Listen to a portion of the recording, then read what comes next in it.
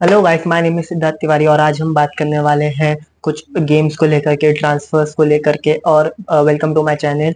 And आज हम obviously बात करने वाले हैं पहले लिवरपूल वर्सेस टॉटनहम का गेम लेके। तो अगर मैं बात करूं तो ये गेम में अगर लिवरपूल को ड्रॉ मिलता है या वो ये गेम जीतते हैं तो आज ही लिवरपूल मतलब 27th को ही लिवरपूल जो है वो चैंपियन बन जाएगी। और उसके बाद जो बाकी गेम्स आएंगे उसमें हम शायद एकेडमी प्लेयर्स को खिला सकते हैं, जो कि एक अच्छा कॉल होगा। एंड बाकी प्लेयर्स को रेस्ट देना इज ऑब्वियसली थोड़ा सा अच्छा काम है।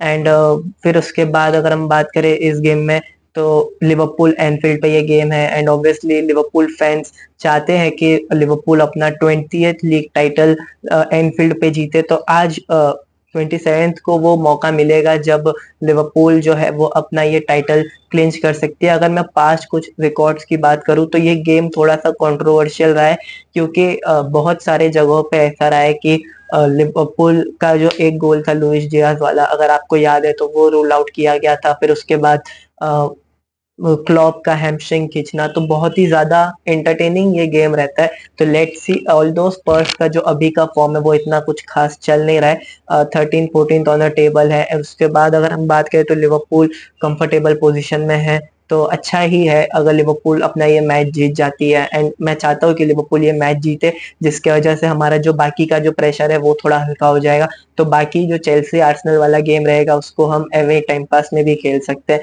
तो लेट्स सी कि लिवरपूल क्या प्लान लेकर के आने वाली है। ऑल्दो इंजरीज है तो सिर्फ दो ही इंजरीज है। एक तो आपके जो गोमेज जो है वो इंजर्ड है, एंड उसके बाद अगर हम बात करें तो ये टाइलर मोर्टिंग्स जो है वो इंजर्ड है, उनका शोल्डर इंजरी है एंड हैमस्ट्रिंग इंजरी आपके जो जोसेफ गोमेज को है। एंड उसके बाद हम बात करें तो सन ह्यूंगमिन बहुत बड़े मिस होंगे आपके टॉटनम के लिए। वहां पे उनको फुट इंजरी हो गई है कुछ दिन के, तो वो बाहर है। एंड उसके बाद हम बात करें तो सेंटर बैक उनके एक बाहर है, तो थोड़ा सा इशू है। बट लेट्स सी कि लिवरपूल अपना लाइनअप क्या उतारने वाली है एंड कैसे वो गेम को कंट्रोल करेंगे। तो ये सारी चीजें तो हमको अब संडे को ही पता चलने वाली है। एंड उसके बाद हम ऑब्वियसली बात करने वाले हैं एल क्लासिको को लेकर के। तो कोपा डेल रे का फाइनल जो है वो अब आने वाला है, जहाँ पे आपकी बार्सिलोना जो है वो खेलने वाली है रियल मैड्रिड के against. And real Madrid currently इतने कुछ अच्छे फॉर्म में जा नहीं रही है, ऑल्दो उन्होंने अपना लीग का जो गेम है वो उन्होंने जीता है काफी कंफर्टेबल तरीके से। बट स्टिल अगर हम बात करें तो थोड़ा तो इशू है रियल मैड्रिड के स्क्वाड में। एंड रियल मैड्रिड के स्क्वाड में इंजरी भी हो गई है, तो आपके जो ये है दोनों लेफ्ट बैक है वो इंजर्ड हो गए। एक आपके कामाविंगा, दूसरे अगर हम बात करें तो डेविड एलाबा। तो फ्रान गार्सिया का स्टार्ट करना बनता है और वो स्टार्ट करने वाले हैं इस गेम में। तो ये अपडेट थी रियल मैड्रिड को लेकर के। अगर हम बात करें आपकी बार्सिलोना को लेकर के, तो बार्सिलोना में भी इंजरीज है। बार्सिलोना में लेवांडोस्की एंड बाल्डे जो है वो जो है बाहर है। तो लेट्स सी कि कैसे आपकी बार्सिलोना खेलने वाली है। ऑल्दो इतने जितने भी मैचेस हुए उसमें आपके लेवेंडोस्की का काफी ज्यादा अच्छा यूज किया है हांसी फ्लिक ने। तो लेट्स सी अब वो नहीं है तो कैसे वो खेलने वाले हैं। एंड अगर मैं बात करूं थोड़ा सा लाइनअप को लेकर के, तो ऑब्वियसली जब दोनों लेफ्ट बैक इंजर्ड है दोनों टीमों के, तो अब मैं फ्रान गार्सिया के साथ जाऊंगा जो स्टार्ट करने वाले हैं रियल मैड्रिड के लिए।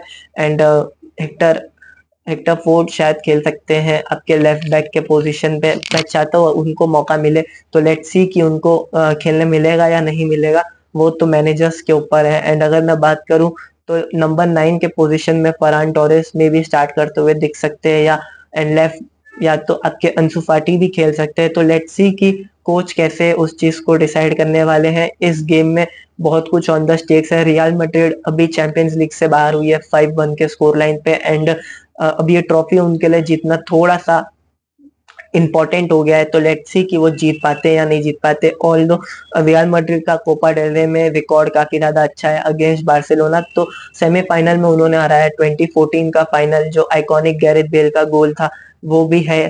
तो उसके बाद आपकी क्रिस्टियानो रोनाल्डो का हेडर है। तो बहुत सारी चीजें हैं जो पास्ट में लिखी जा चुकी है। एंड बार्सिलोना का रिकॉर्ड आपके कोपा डेल रे में इतना कुछ खास है नहीं। ऑल्दो बार्सिलोना की स्क्वाड अभी करेंटली थोड़ा सा बेटर कर रही है, रियल मैड्रिड के स्क्वाड में इंजरीज ऑब्वियसली हैं।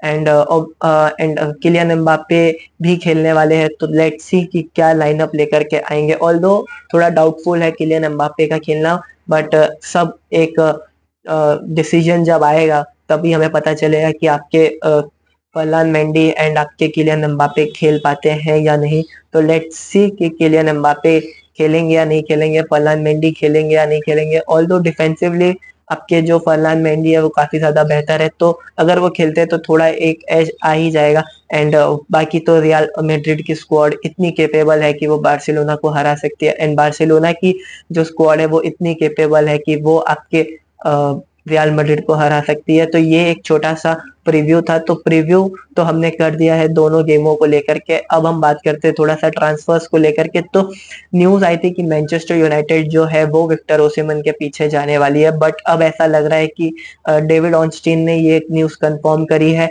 कि आपके मैनचेस्टर यूनाइटेड जो है वो नहीं जाने वाले हैं विक्टर ओसिमन के लिए। तो ऑब्वियसली जो इप्सविच के स्ट्राइकर है, जो मैन सिटी के प्लेयर है, वो शायद आ सकते हैं। एंड बट वहां पे ऐसा है कि चेल्सी के साथ कंप्लीट करना पड़ेगा, एंड चेल्सी तो जिसको चाहे उसको लेकर के आ सकती है। यंग प्लेयर्स पे उनका वैसे भी अच्छा मोटो रहता है। कोल पामर भी है वहां पे, तो let's see Cole Palmer help कर सकते हैं उस डिसीजन को लेने में। एंड मैनचेस्टर यूनाइटेड को थोड़ा सा ऑप्शन और देखना पड़ेगा आपके सेंटर फॉरवर्ड के पोजीशन में। तो लेट्स सी कि मैनचेस्टर यूनाइटेड क्या करती है आपके ट्रांसफर मार्केट में। ऑल्दो एक डील जो वो सीज कर सकते हैं वो है मथाइस कुनिया की। तो मथाइस कुनिया का जो डील है वो अब फाइनल स्टेजेस में आ चुका है। बस एक बार ये लीग का ये सीजन जब खत्म होगा तो शायद यूनाइटेड पे करके एंड फिर आपके मथाइस कुनिया को मैनचेस्टर यूनाइटेड ओल्ड ट्रैफर्ड पे लेकर के आ सकती है। तो अभी के लिए तो यही अपडेट है। एंड ऑल्दो आपके एक और न्यूज आई है, जिमी वाडी जो है उनका अब लेस्टर के साथ चैप्टर खत्म हो चुका है। 13 इयर्स जो उन्होंने लेस्टर के साथ खेले हैं वो अब एंड होने वाला है। अगर मैं जिमी वाडी की बात करूं, अगर जो यंग व्यूअर्स है जो नहीं जानते जिमी वाडी के बारे में, तो मैं अगर आपको थोड़ा सा इंफॉर्मेशन अगर मैं दूं, तो जिमी वाडी इंग्लिश फुटबॉलर है। एक लोअर लीग से निकल के वो आए हैं, एंड उसके बाद उन्होंने लेस्टर के लिए साइन किया था। 1 मिलियन में साइन किया था जब लेस्टर को ऑफर हुआ था जिमी वाडी, तो उन्होंने साइन किया था। और फिर उसके बाद उन्होंने 2016 में चैंपियनशिप जीती प्रीमियर लीग की, उसके बाद एफए कप जीता, काराबाओ कप जीता। तो बहुत सारे कप जो है उन्होंने अपने नाम जो किए हैं। And although he is one of the best strikers.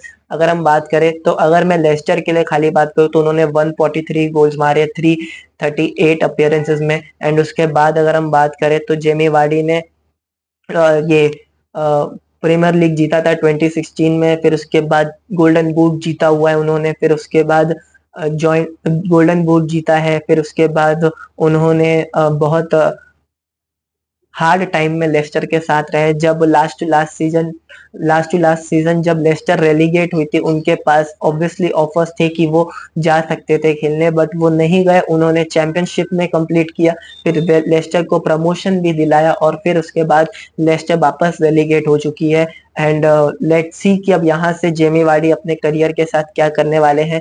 क्या वो किसी टीम में जाकर के खेलने वाले हैं और कहाँ खेलेंगे।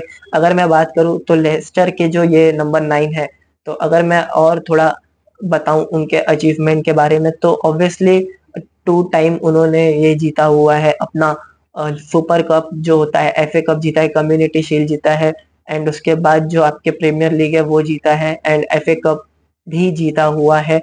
तो जेमी वार्डी का करियर बहुत ही ज्यादा अच्छा रहा है, एंड टॉप गोल स्कोरर भी रहे। तो एक ऐसा प्लेयर जो एक टाइम पे हाउस अरेस्ट पे था एंड सब हार चुका था, वहां से उठ के आपके जिमी वार्डी आए हैं, एंड उन्होंने इतना सारा चीज उन्होंने अचीव किया है। तो big respect for Jimmy Vardy, and all the best आपके नेक्स्ट करियर के लिए, आपके नेक्स्ट डिसीजन के लिए। मैं मिलूंगा आपको नेक्स्ट वीडियो में। Till that take care, bye bye, sayonara, peace out.